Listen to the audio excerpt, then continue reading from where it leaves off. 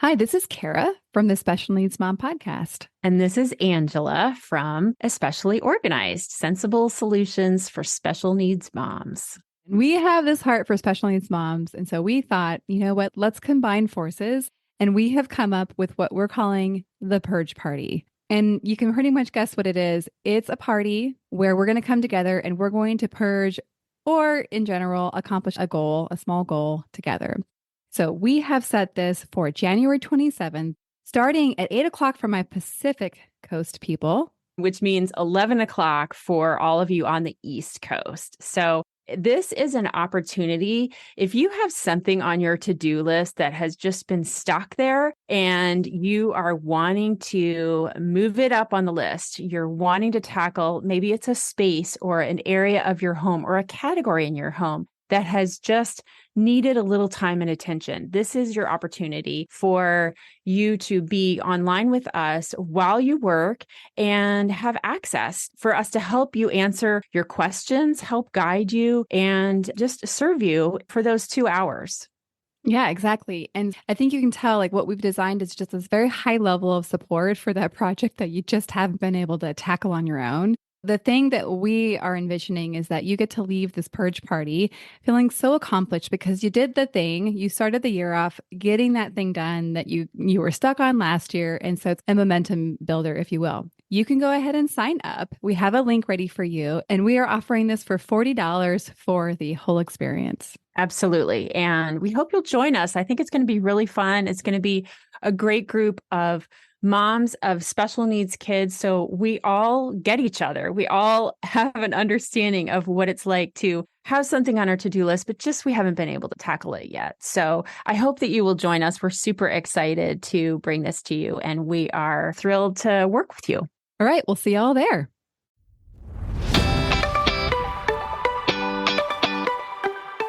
Hi, I'm Kara, life coach, wife, and mom to 4 incredible and unique children. It wasn't all that long ago that my son received a diagnosis that had my world come crashing down. I lacked the ability to see past the circumstances, which felt impossible, and the dreams I once had for my life and family felt destroyed. Fast forward past many years of surviving and not at all thriving, and you'll see a mom who trusts that she can handle anything that comes her way and has access to the power and confidence that once felt so lacking. I created the Special Needs Mom podcast to create connection and community with moms who find themselves feeling trapped and with no one who really understands. My intention is to spark the flare of possibility in your own life and rekindle your ability to dream. This isn't a podcast about your special needs child. This is a podcast about you. If you are a mom who feels anxious, alone, or stuck, then you are in the right place. Welcome. Hello, and welcome back to the Special Needs Mom podcast. Today's episode is based around the question of coaching and therapy. What are they? Why would we want them? And so we're going to go much more into that later. Before, I wanted to do a little announcement. And then I'm going to do a little personal check-in because some of you have shared that that's one of your favorite parts of the podcast. So the news here is that as of next week, we're going to be releasing on Wednesdays. For my faithful followers, you know, we come out every Thursday, and therefore, this is going to be important for you. You're going to be like, wait, what?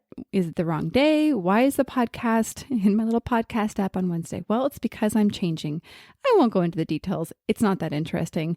But I do like that we will have a midweek, hump day episode for each of you to enjoy every week. So that's the first thing. The second thing that's really important, and this one you guys have to take a little bit of action on, so listen up.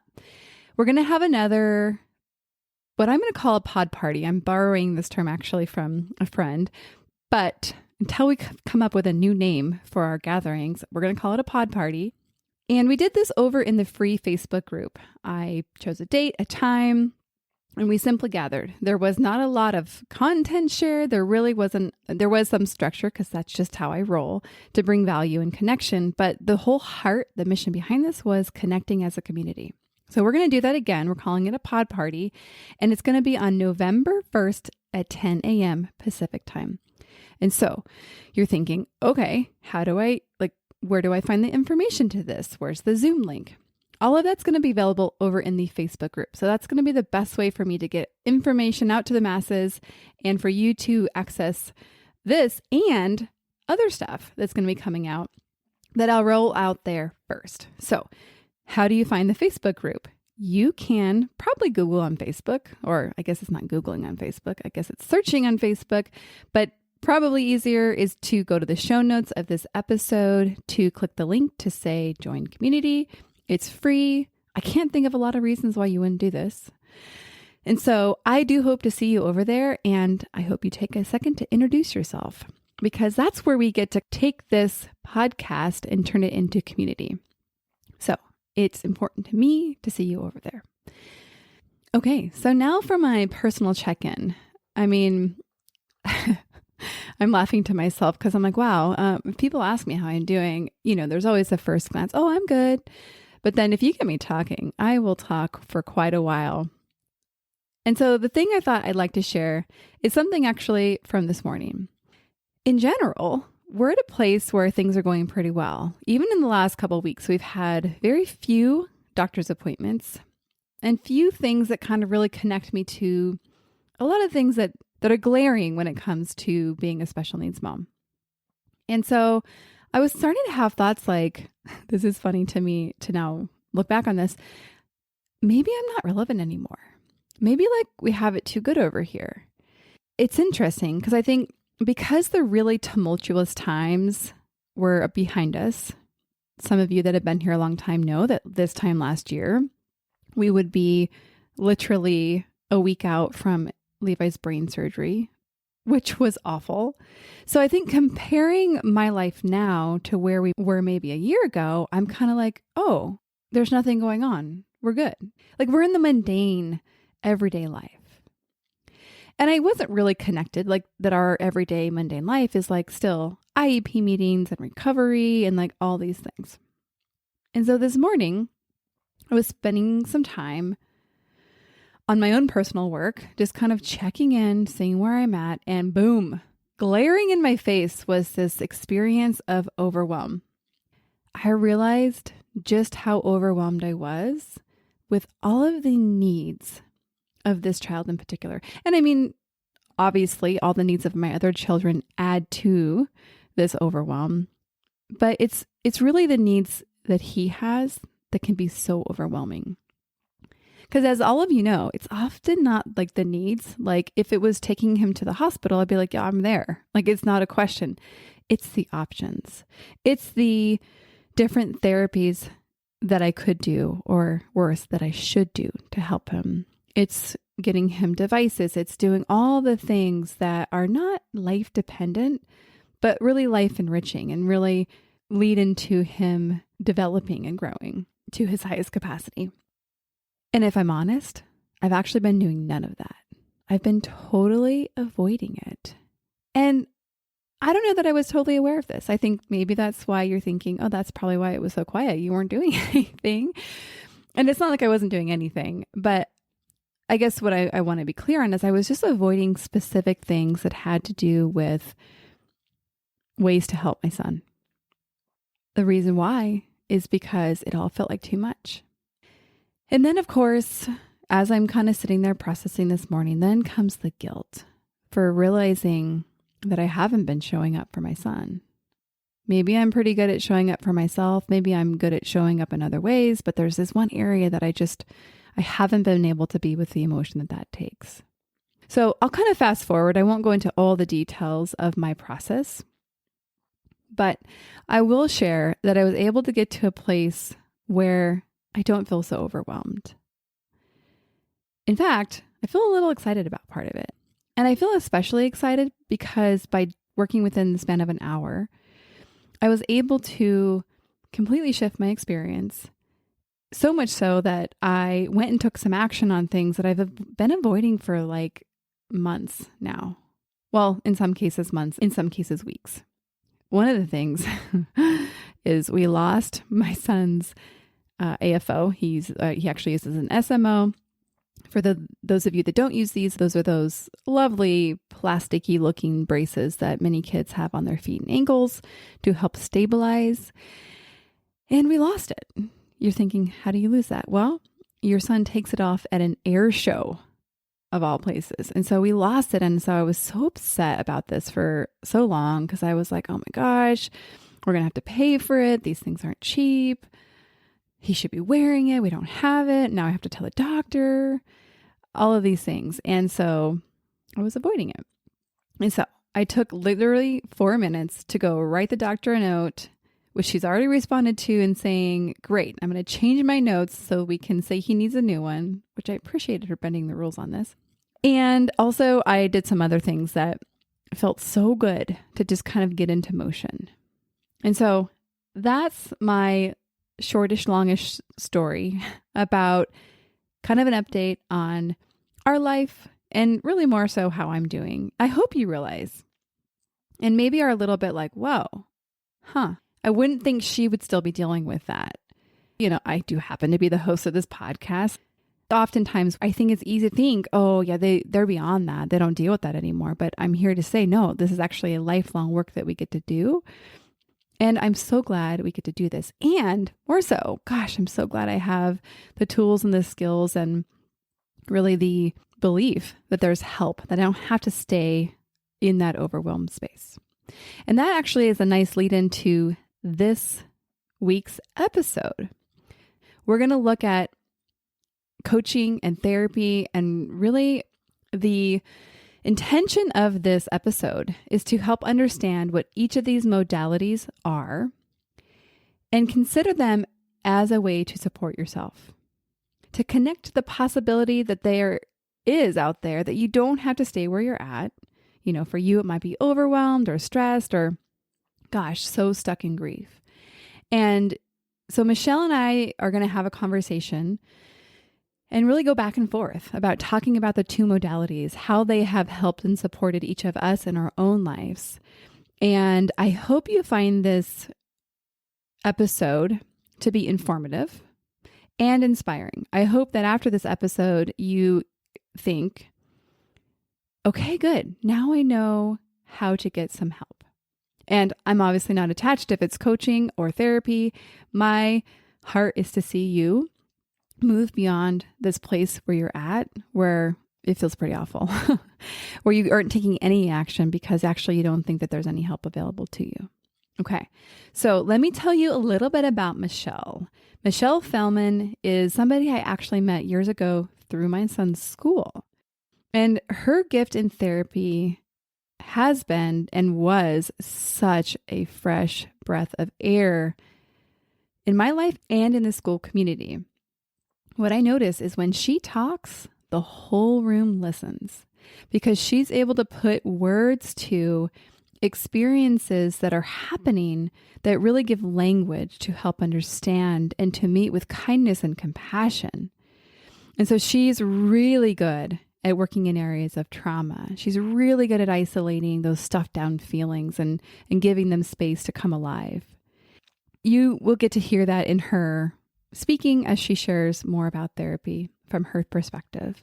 She's a marriage and family therapist, licensed clinical counselor, and certified health and wellness coach. She's been in this mental health field for over 15 years. And what I like is that because Michelle and I both have very different experiences of coaching and therapy, my experience in therapy is as a person being therapized. It's not a word, but you get what I'm saying.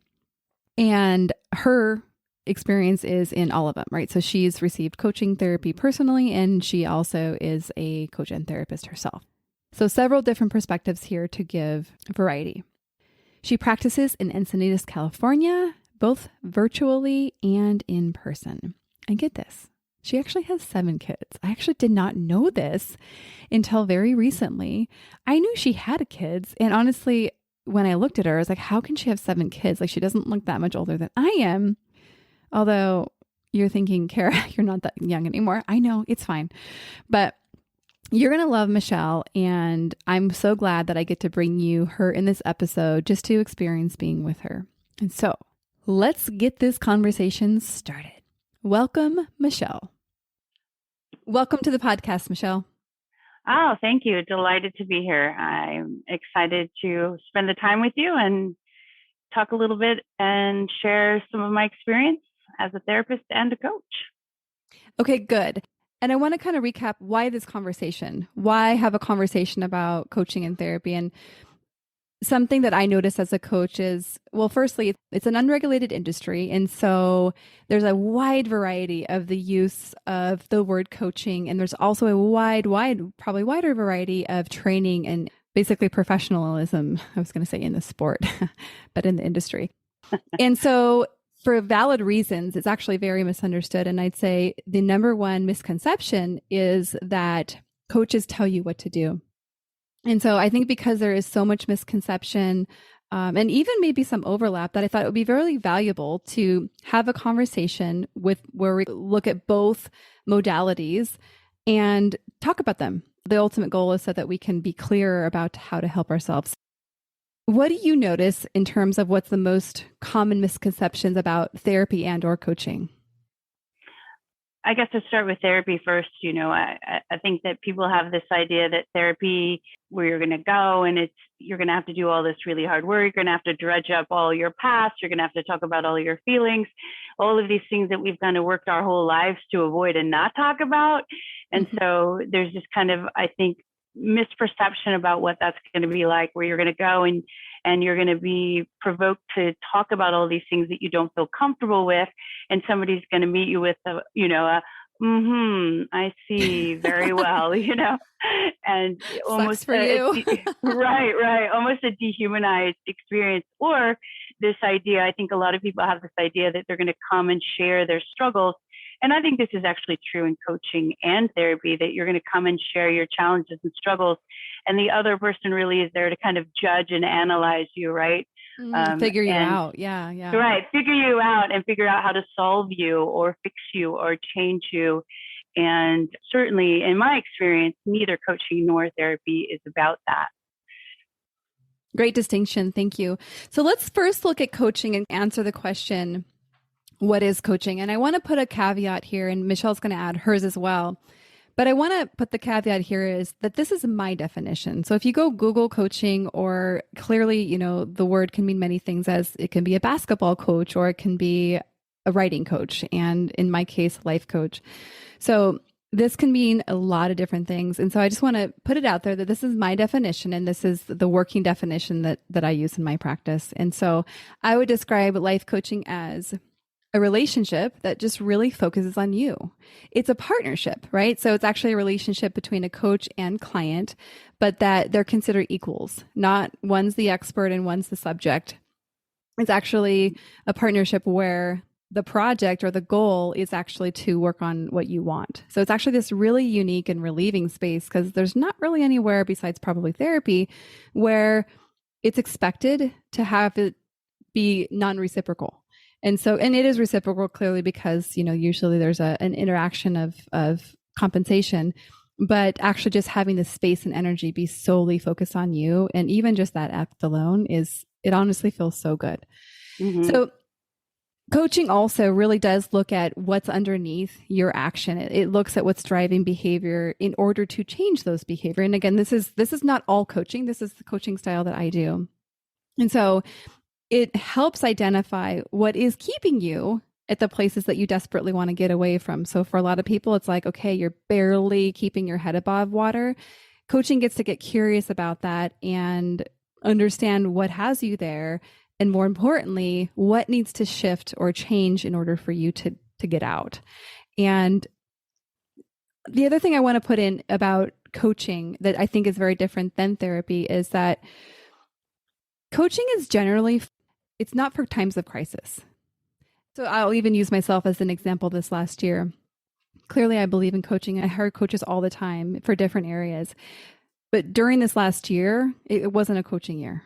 It was a therapy year. It was a time where I wasn't necessarily looking at how to move forward. I was actually looking at how to be and how to be with and really kind of healing parts of my story. And so I think that that's an important distinction about coaching is it is really a tool to really create what you want, which I think is best done when there's some level of stability. But I want to distinguish that in the case of special needs moms, because I know it does feel like chaos. I think what I'm distinguishing against is like the normal everyday chaos and like true crisis. So like hospitalization is a good example of crisis. Another thing that I think is common in coaching is that there's a regular cadence. So it's usually a longer term commitment of like, okay, let's meet for this duration of time regularly. So once every week or once every other week. My experience in therapy is much more, all right, when do you want to come next? You know, it's much more client driven on the cadence and the commitment level. So I'm going to take a break. And actually, I'd love to hear how you also would distinguish coaching as like, what is it, and define it. Sure. You mentioned something earlier about, going to therapy, really learning how to be. And I thought that's kind of how I see the difference between coaching and therapy. I know we'll talk a little bit more about that in a few minutes, but I was thinking, yes, therapy really is about learning how to be, and coaching for me is really about how to do. How do I move forward? How do I do these things that I say I want to do, that I think about, that I dream about, or that I desire? And what steps can I take to move myself forward? So for me, coaching is very future focused. I love to start my clients with, imagine that your life is exactly the way that you want it to be, or imagine that you are in a space of thriving, and really taking some time to imagine that and get in touch with that and visualize that. And then now, what do we need to do to get you there? What steps will get you there? And, or what barriers are in your way, right? Coaching isn't only about how do we get to where we want to get, but what's keeping us from moving in the direction that we want to move in. So a lot of the work is about creating steps to move forward, but also how do I hold myself back, and what barriers are getting in my way.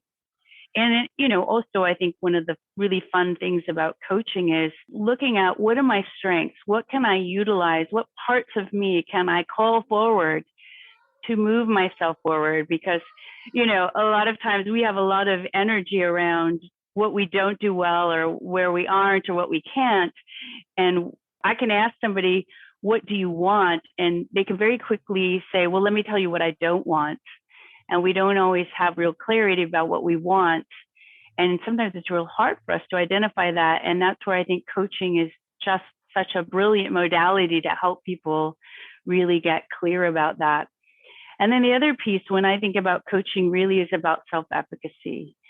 And that's really tapping into the parts of you to move you forward, like I had mentioned, and being successful, right? A good coach is going to help you set up goals that are manageable and that you can reach, because ultimately, what good is a coaching protocol if you don't ever get where you want to go, right? Right. And so, yeah, so I think really looking at this idea about efficacy and setting up a game plan so that you're finding yourself being successful, maybe in small steps, week by week, small action steps that you can take, and then ultimately saying, wow, 3 months from now, I want to be here. And then in 3 months, looking back and going, I did this thing. I accomplished this thing. I got where I wanted to go. So really building up that sense of, I have what I need to move myself forward and to feel successful also feels like an important part of coaching for me. Yeah. Thank you so much for adding that. I think about all the times in coaching that we pause to actually celebrate. And everyone's like, oh, wait, what? I get to celebrate that? It was a small accomplishment. I'm like, yeah, but it was a small accomplishment, and actually it's worthy of celebration. And so I think that is a distinction where yes, of course we can celebrate in therapy, but it's one of the wonderful things about coaching is it does really highlight and celebrate and work towards successes. So thanks for adding that.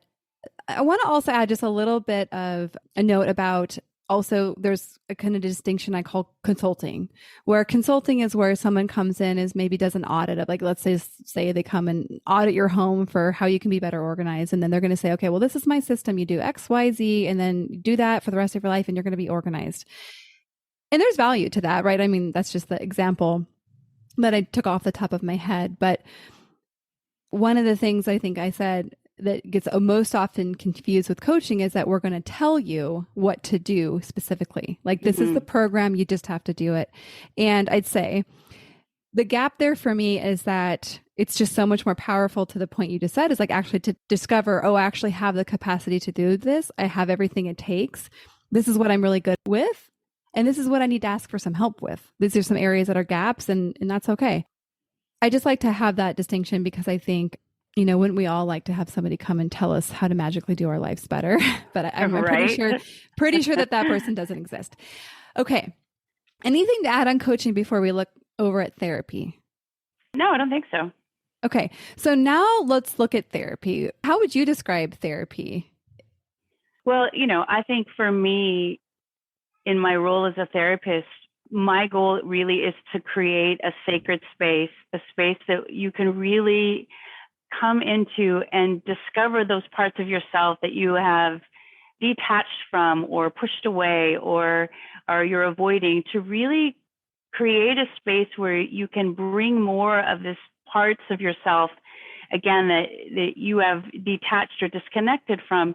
And, we learn how to detach and disconnect very young. In our early childhood, we kind of learn how to be in the world.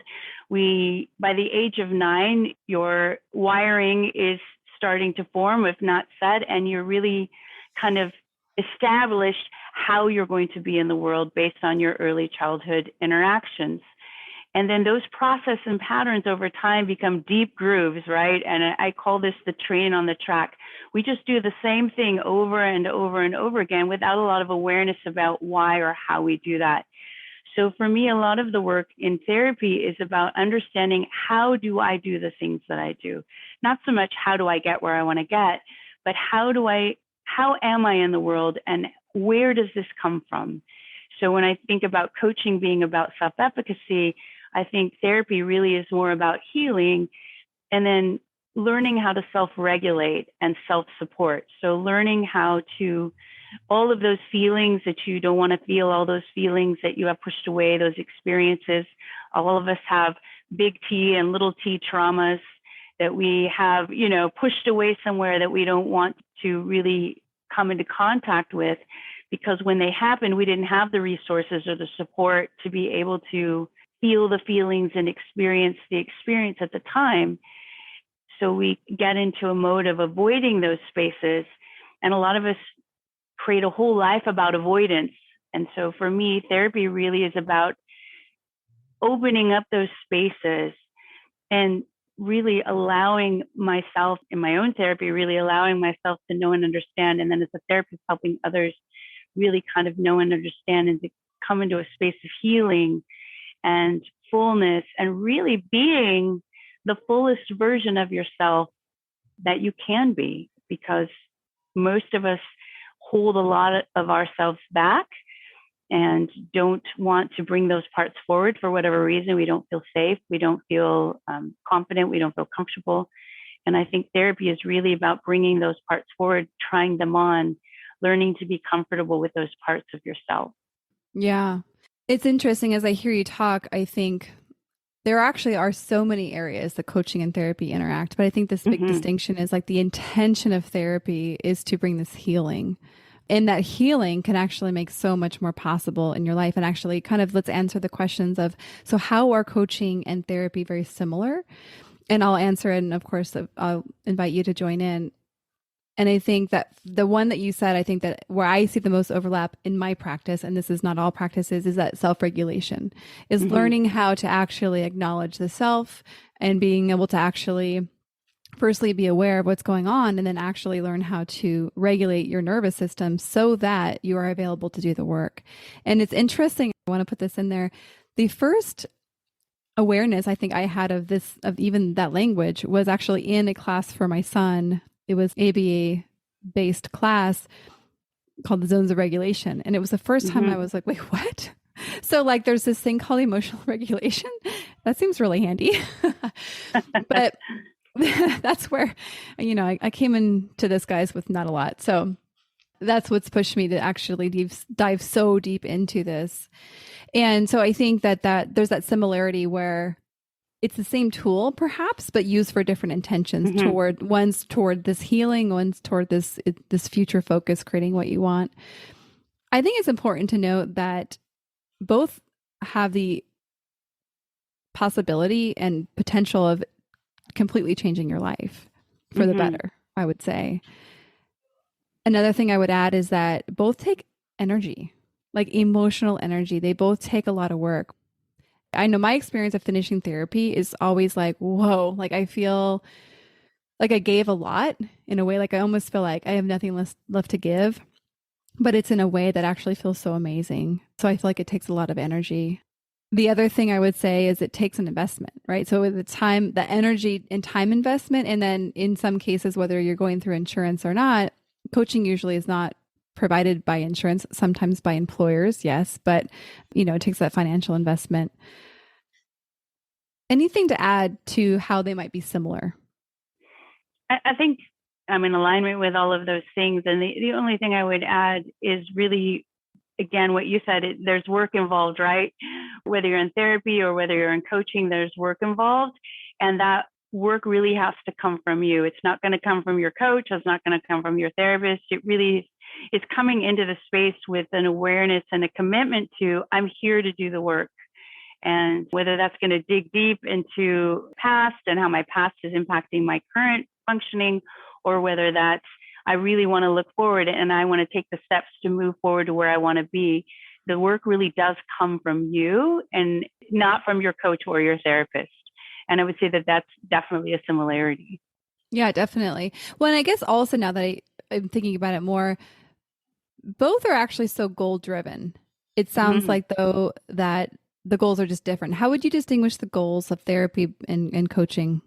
Well, I think, oftentimes when people come into therapy, they come because they have a problem. Something in their life isn't working or it doesn't feel right. Maybe they have a relationship that's in disarray, or they have some trauma that they're now is kind of impacting their day-to-day functioning. But most often we come to therapy because we have a problem or some sort of a difficulty or challenge.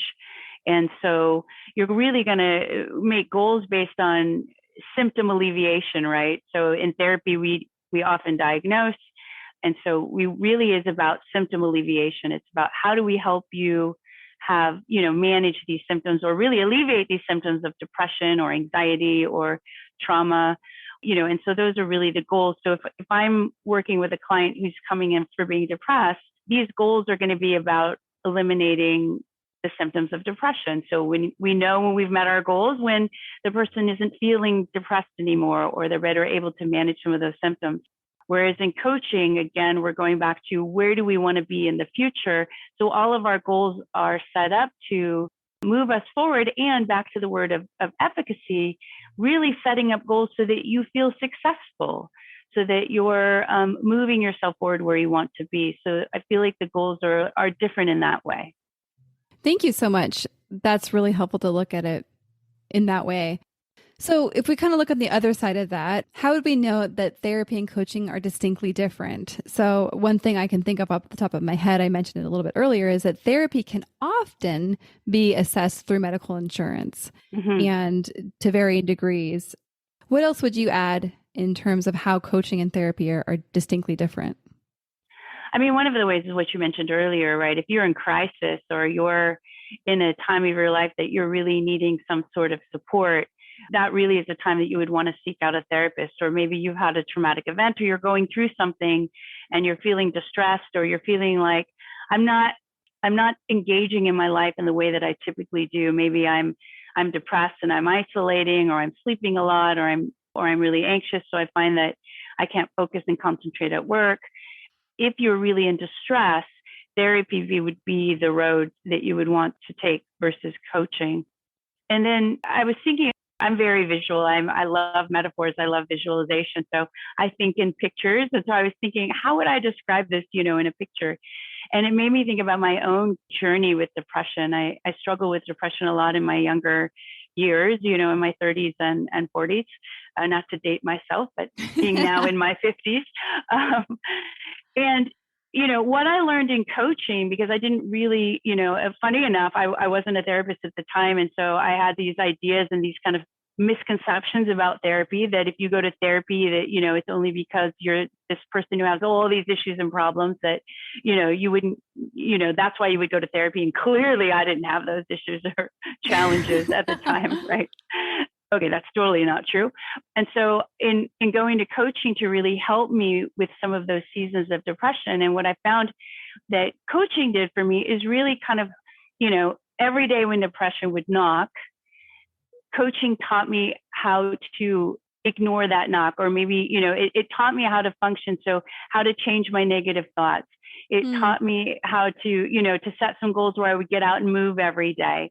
And really, coaching really helped me manage that space so that the knocking maybe wasn't so loud. It also helped me move forward and change some behaviors, right?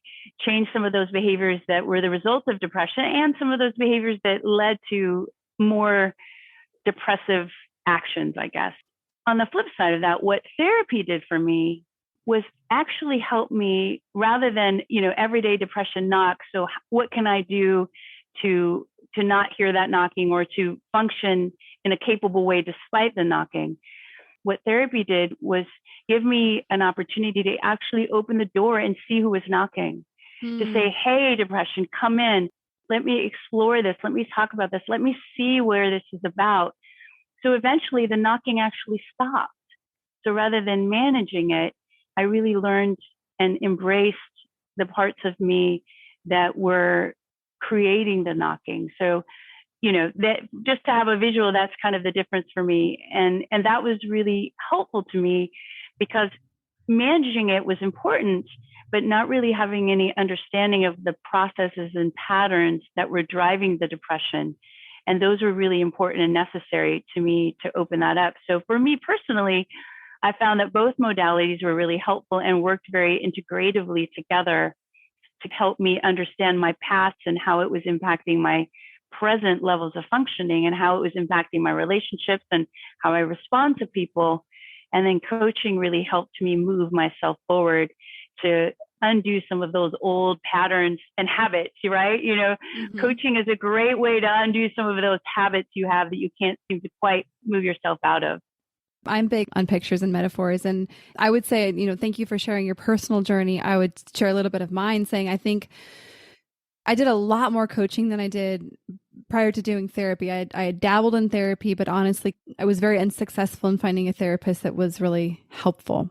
We can touch a little bit more on that later. But I did a lot of coaching. And what I noticed is that my therapy, I think, is so much more effective and almost, I want to say, quicker because of the work I did in coaching. And so I feel like, one, I'm so much more willing to go to the places I might not have gone to before in coaching. And I just feel like I can lean all the way in therapy, knowing what it is really, really good at. So just kind of adding to that on what they're different. I think it's important to distinguish that as an industry, I mentioned it earlier, that coaching is unregulated. There's no rules, really. Actually, there's really not rules. Whereas there's many rules in therapy, and rules is not the right, regulations is probably a better word. And so I think it's really important to, as if you're considering hiring a coach, is really know, like, okay, like, do you know what you're doing? Are you just calling yourself a coach, or actually is this something that is a profession that you have done what professionals do, which is be educated and have training and proven, right? Therapy is great in that it has the regulation built in, and, many, many, many, many hours of supervised work, to become a licensed therapist. And so I think it's important to know, in my practice, I practice confidentiality with my clients, right? So I abide by the same standards. However, I'm not legally bound in the same way that a therapist is. And, I think for most of my clients, that's comfortable enough. But in some cases, just knowing that actually a therapist has a regulated and legal agreement on how they practice confidentiality. Anything that you would add on the regulations and sorting out the differences? I mean, to be a licensed therapist, certainly, and I can't speak much to other states, but here in the state of California, you do have to have a master's degree, and you do have to have 3,000 hours of supervised clinical hours. And that includes your supervision and your training and your one-on-one sessions. So there's a lot of oversight really from the beginning. And then once you're licensed, most of us have 3 to 6 years of pre-licensed work where we're being supervised, and then we have to take 2 exams and to be licensed. And then once you're licensed, you continue to be regulated by the Board of Behavioral Sciences, which is through the state of California. So there really is a heavy regulation, and the expectation is pretty high. And the expectation is that, therapists will always do what's in the best interest of their clients, even though we hope that that's the expectation of any helping profession, of course. But I do think the added step of a regulatory board, and the fact that people can file a formal complaint if they want to, and the BBS takes that very seriously. I wish I knew that earlier. Right. They really do. And the regulatory board really is the consumer's protection. They are set up to protect the consumer, not the therapist. And so there is a lot of protection put in place. With coaching, I know some amazing coaches. Kara, certainly you are an amazing coach with really skilled practice. And on the other side of that, anybody can call themselves a coach, right? Anybody can say, hey, I want to be a coach and advertise, and there's no law saying they can't do that. So as you had mentioned earlier, I would really recommend that if you're going the route of coaching, there are great coaches who've been doing what they do for a very long time. There are a lot of coaches who have certifications. So you just want to make sure that you ask some questions and make sure that the person that you are seeking out is in alignment with the experience that fits with what you're looking for. And again, just know that I would always recommend maybe some referrals or some, say, hey, is there a way to get some recommendations or referrals for a particular coach, just to make sure. I would just add to that in therapy, even though it's very heavy regulated, there still are therapists that, how shall I say this? They're not all created equally. And this is absolutely my own personal experience, is that I went to therapy and it was actually quite awful, maybe like the opposite of helpful, maybe even into harmful, actually. And which is a real heartbreak, right? When someone wants help and needs help, and then they actually potentially lose faith in the industry that they can have help. Fortunately, I'm a persistent little thing. Anyhow, I just put that in there because if you tried a therapist and it wasn't helpful, perhaps it's just not the right therapist for you. And same thing goes for coaching, right? But I think in particular for therapy, how do you suggest actually seeking out and finding a great therapist? I'm glad you brought that up, because I cannot tell you how many times I've met with a client or just out in the world, and people say, oh, I saw a therapist and they were terrible, right? And then that's the end of that. But I think in any industry, you're going to find those who really invest in themselves. They invest in their practice. They invest in their own education and their own development. And then you're going to find people who don't. My invitation is, if you've had an experience with a therapist that you didn't find to be helpful, or maybe you didn't click with, that you don't give up on that, because there are lots of really great therapists out in the world. Psychology Today, if you go to their website, they have a search function there, and you can search and you can pull up. They have thousands of therapists. You can search according to your zip code. Most of them will give a little bit of a bio and some information. And what I really recommend when you reach out to somebody is that you say, hey, I would love to set up a 10, 15-minute consult, or, a time to just talk to you. And if there's a therapist that isn't willing to do that, this is just my own personal bias as a therapist, I would say move on. I give all of my clients a free 20-minute consultation, because this is an investment, right? And same with my coaching clients, because you're investing your time, you're investing your money, and you really want to make sure that it's a good fit for you. And so I would recommend that, so for example, if you use Psychology Today, go through and look, and there are a lot. There might be a bit of a process, but I would pick maybe 4 or 5 that you feel, you have some energy towards. You think that as you read about them, you feel some resonance, and that you interview several to really make sure that you're getting the right fit. And as a therapist, when I have people call and they say, hey, I just wanted to check this out, I'm going to talk to more people, I always respond with, that's great. That's great. Please do. Please call a couple of different people, because you really want to make sure that you're choosing the person that is the fit for you. If you did have any kind of a negative reaction to that, I think maybe that's the first indicator, this is not the person for me, right? Because you really want to be able to find that person. And so recommending that I say interview with air quotes, you can't see me, of course, but just at least have an open conversation to get a feeling for somebody. Yeah. And I think that's actually where referrals are just so amazing, right? Because if you know somebody that you're aligned with has found value in somebody, which is, I think, where the glitch is with insurance, is that you can, there's all these amazing therapists, but sometimes, like in a lot of cases, there's no insurance in that practice, or that practice does not take insurance. And I just want to put this out there. I'm not going to put it in the episode, but if you want to know my workaround, my hack, if you will, to actually getting your medical insurance to pay for any therapist, please reach out to me, because I've been very successful in this for both myself and family members. Anyhow, I would love to look at how to know when it's definitely time to reach out to a therapist. And I think what I'm specifically looking at is, as you mentioned, you diagnose, right? You're a professional that is able to diagnose with mental illnesses. And so I would love to hear those signs that you're looking for, that you would look for in your coaching practice, that would say, really, we need to take a pause here. Mm-hmm. And this is something that requires more support. So what are the things that you would put in the space in terms of when it's time? Yeah. Well, I'm biased, so I'm just going to say straight out. That was my joke too.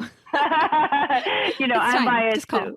Right. It's time. Just call. I mean, whether you're going to see a therapist or a coach, I think the fact that you have somebody whose whole purpose and intention is to be available to you, to hear you, to listen to you, to be an advocate for you, to really be a support for you, that's their intention.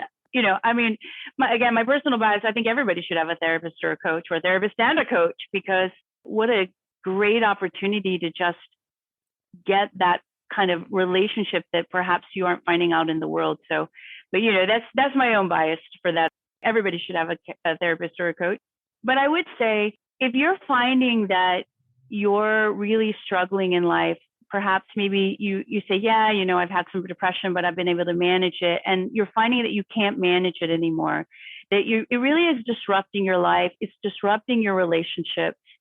This is a really good time to start thinking about therapy. If you're in distress, if you've had a traumatic event, certainly, we've all had a traumatic event in the last 2 years, 3 years, right? There's just so much, it's so heavy. There's so many things going on in the world that are really weighing on people. And so if you're finding that weight is too much for you to bear, to where you're sleeping a lot, or you're not eating, or maybe you're overeating to manage your stress, or you're undereating, or you're oversleeping, or you're not sleeping at all, or you're finding that your quality of life has decreased or diminished, this is a really great time to say, hey, maybe I could seek out help to move through this.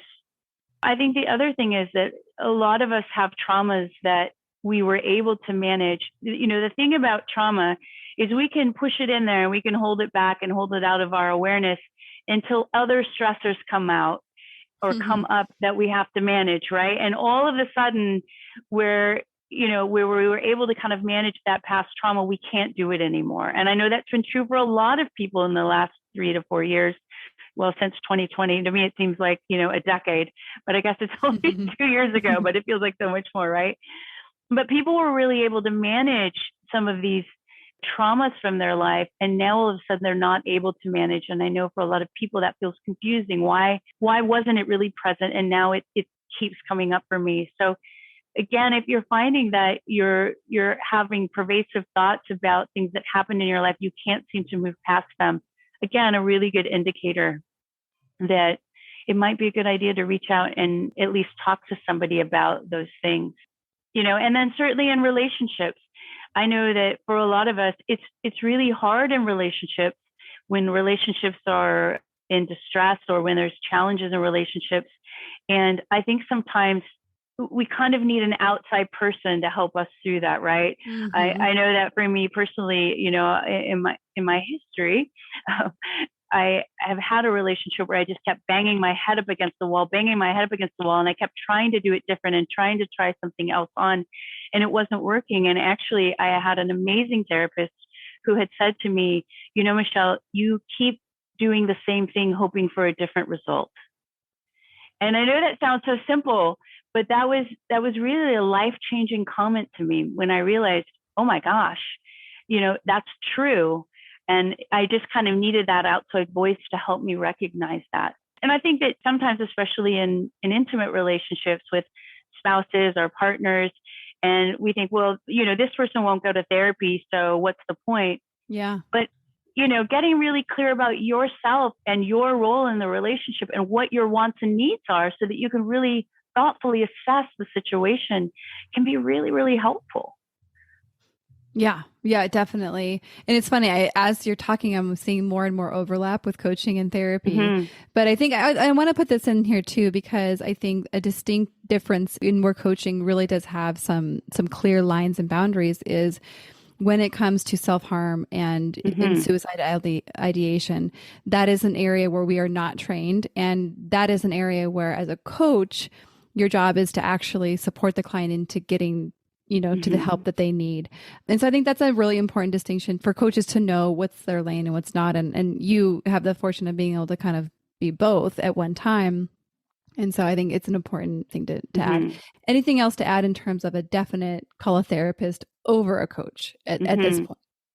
Yeah. And I'm glad you brought up the suicidality. Certainly, any kind of self-harm, or of course, if there are any thoughts of harming somebody else, right? Those you really want a trained professional. Any type of a crisis situation where there are thoughts of harming yourself, there are thoughts of harming somebody else, you really want to seek out somebody who is qualified and trained to help you in that time and space. And then the other thing I was just thinking about is, when you're in coaching, and if you find that you keep coming up upon a trauma or some sort of a past situation that you just can't get past, and it's really getting in the way for you, a coach is not really the person to help you open that up, right? Your coach isn't really they might help you take steps to move forward, but their role really isn't to help you open up that traumatic space and help you process that. That really is, you really want somebody who is trained in working in trauma, because opening up those spaces in a relationship where somebody isn't really trained or able to help you can cause more harm than good, actually. And I think really good coaches know that, right? They know, wait a minute, this is the space that I'm not going to even enter into with you, and consider it in a kind and thoughtful way, but because it can end up being worse if you're not getting the support and help that you need. Yeah. And I think where I look at the line is, I think coaching can help you become aware that the response that you're having is a trauma response. And you get to have the awareness that, oh yeah, this is actually what's happening for me. But then I think there's that distinction of like the therapist then gets to dig in and to actually rework the system that is creating the experience of trauma. I want to bring us in for a close because I want to be conscious of your time. I want to close in saying, and ultimately, this is about trusting your gut and going with what seems more exciting and appealing to you.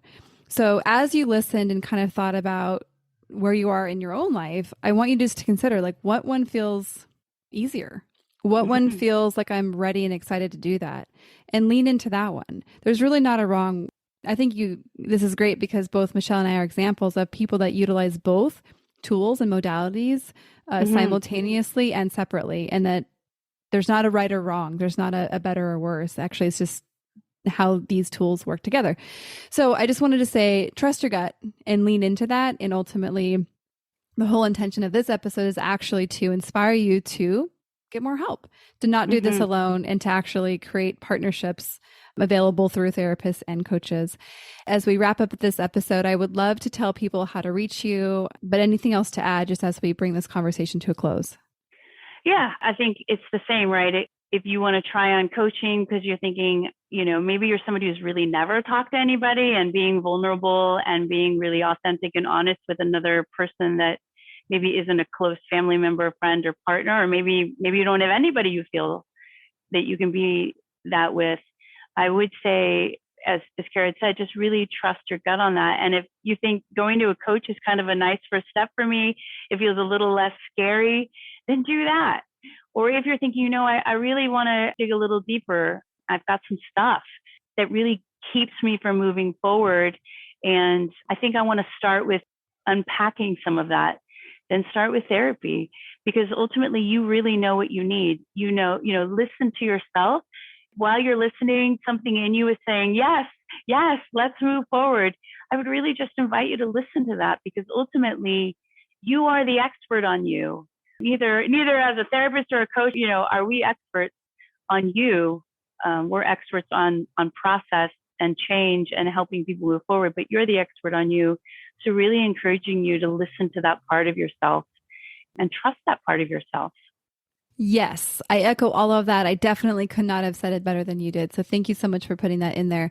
And then what's the best way for people to contact you if they have questions about therapy, and or your practice is open if you're in California and you can work virtually. So if you are interested in actually exploring therapy, what's the best way to reach you, Michelle?